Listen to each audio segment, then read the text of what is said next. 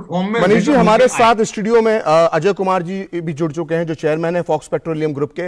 अजय जी, मैं आपसे जानना चाहूंगा कि मोदी सरकार ने 5 ट्रिलियन इकोनॉमी का लक्ष्य भारत के लिए रखा है और जो कल बजट पेश किया गया है वो इस लक्ष्य को प्राप्त करने की दिशा में कितना बड़ा कदम आपको लगता है? ये जो इस साल का बजट है यही एक्सपेक्टेड था 2019 में। पैंडेमिक नहीं आता तो वो उसी को करते, मुझे लगता है उस टाइम में वही करते। प्रॉब्लम कहाँ आ गई, पैंडेमिक आ गया और हमारे पास बहुत डिफरेंट काइंड ऑफ सिनारियोज हो गए। थोड़ा इंग्लिश बोल सकते हैं तो मैं शायद बेहतर बता सकता, लेकिन the situation is not good for the prime minister at that moment. वो ऐसा था कि वो अगर वो चाहते भी तो नहीं कर पाते पैंडेमिक में। अभी सिचुएशन है $5 ट्रिलियन इकोनॉमी बहुत फार नहीं है और मुझे पता है बहुत सारे क्रिटिक्स बोलेंगे कि स्टॉक मार्केट में क्या हो रहा है, यहाँ क्या हो रहा है, वहाँ क्या हो रहा है, लेकिन उन्होंने बहुत अच्छा एयरपोर्ट्स, नए बी क्लास टाउन कौन क्रिएट करता है? कोई नहीं क्रिएट करता। सब चाहते दिल्ली को डेकोरेट कर लो, लुटियंस को डेकोरेट कर लो। 50 एयरपोर्ट बनाने जा रहे हैं, 10 लाख करोड़ इंफ्रास्ट्रक्चर पे डालने वाले हैं।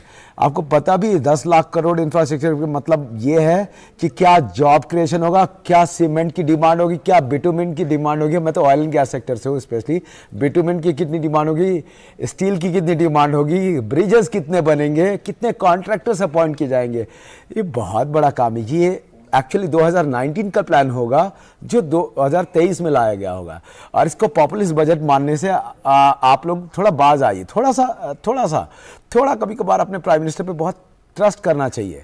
प्राइम मिनिस्टर किसी पार्टी का भी नहीं है और फाइनेंस मिनिस्टर सच पूछो तो किसी पार्टी का नहीं है, क्योंकि she is a lady and she can be a party people. एक लेडी होने के साथ उन्होंने देखा है कैसे मुझे इसको चलाना है, किस रास्ते पे ले जाना है, कहाँ से जॉब ग्रोथ होगी।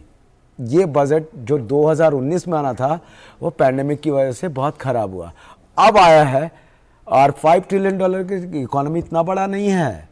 मुकेश अंबानी हैं, अदानीज़ हैं, टाटाज़ हैं, बिरलाज़ हैं, ये कब का बना चुके होते। इन्हें सही से आप इस्तेमाल तो कीजिए। और हम लोग भी हैं, हम भी हैं और will invest lot in coming days. आपने बड़े उद्योगपतियों की बात की अजय जी और आपने एक उम्मीद जताई है 5 ट्रिलियन इकोनॉमी के लिए, लेकिन यहाँ पे हम स्टार्टअप की भी बात करना चाहेंगे कि स्टार्टअप को लेकर इस बजट में जो घोषणाएं की गई हैं वो भविष्य के भारत के लिए, 2047 के स्वर्णिम भारत के लिए कितना ज्यादा योगदान दे सकती हैं? आप देखो, आप इस पूरे बजट में अगर देखो, क्रिटिक्स होना is not a bad thing and criticising the government is not an anti social element और एंटी गवर्नमेंट एलिमेंट।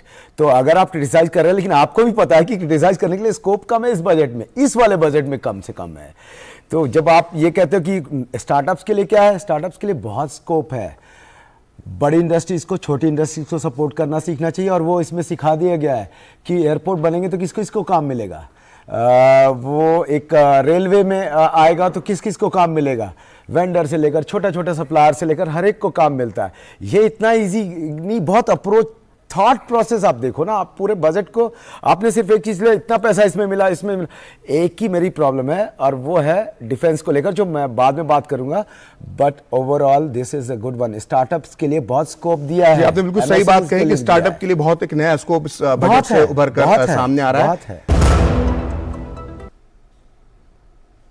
हमारे इस खास कार्यक्रम में एक बार फिर आपका स्वागत है। हम बात कर रहे हैं स्वर्णिम काल, अमृत काल के अमृत बजट की, और इस पर चर्चा करने के लिए हमारे साथ मौजूद हैं दो खास मेहमान। एक क्लोजिंग रिमार्क अब मैं अजय जी से लेना चाहूंगा क्योंकि समय का अभाव है।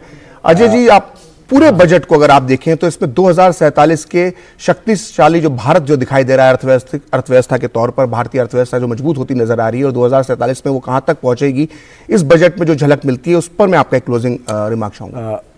पहले तो मैं सर मनीष गुप्ता सर ने जो कहा टूरिज्म वाला, उसमें थोड़ा सा hardly 5 seconds I take. The medical tourism ही फॉरगॉट। मेडिकल टूरिज्म भी बहुत बड़ा चैप्टर है और वो बहुत बड़ा चैप्टर है, मामूली चैप्टर नहीं। और जिस तरह से एयरपोर्ट बन रहे हैं वो सिर्फ टूरिस्ट के लिए ही बन रहे हैं, मेडिकल टूरिस्ट भी आएंगे और मेडिकल टूरिज्म बहुत बड़ा चैप्टर है। स्टूडेंट्स बाहर से जैसे अभी कुछ दिन यूक्रेन में सीख के आए, कुछ डॉक्टर्स बाहर से आ रहे हैं, कहीं से आ रहे हैं, लेकिन वो मेडिकल टूरिज्म बहुत बड़ा चैप्टर है जो अमेरिका के पास नहीं है, आज की डेट पे नहीं है। हमारी पॉपुलेशन ज़्यादा है और डॉक्टर्स हैं, लेकिन हमारी पॉपुलेशन बहुत ज़्यादा है, इसलिए हम इतना मैनेज नहीं कर पा रहे। और इस बार तो नर्सिंग के लिए भी, मेडिकल के लिए भी बहुत ज़्यादा मोदी केयर की तरह ही एक तरह से नया रीलॉन्च पैकेज है। तो वो भी है। और लगा जहां आप सेकंड क्वेश्चन पूछ रहे हैं कि सिर्फ 2047 का बजट नहीं है, ये 2030 का ही बजट है। एक और टर्म थोड़ा स्पष्ट कीजिए 2030 का बजट क्यों होता है?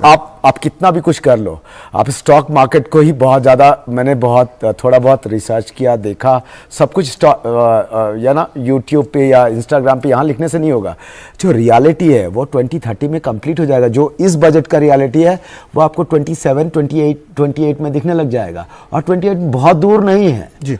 और 5 ट्रिलियन नहीं, मुझे लगता है कि 7.2 ट्रिलियन डॉलर की इकोनॉमी, बहुत बड़ी बात कह रहे हैं कि 7.2 ट्रिलियन रियल इकोनॉमी भारत की होगी। और इसी आपने जो बात कही है, इसी बात पर इस कार्यक्रम को आप समाप्त करना चाहेंगे, समय का अभाव है, और बहुत बड़ी बात यहाँ पर आई है कि 7.2 ट्रिलियन की इकोनॉमी बनने की क्षमता इस भारत में। मैं अपने दोनों मेहमानों का यहाँ पर बहुत धन्यवाद कहना चाहूंगा। अजय कुमार जी, आपका बहुत बहुत धन्यवाद। थैंक यू गुप्ता जी, आपने समय निकाला, इसके लिए बहुत धन्यवाद।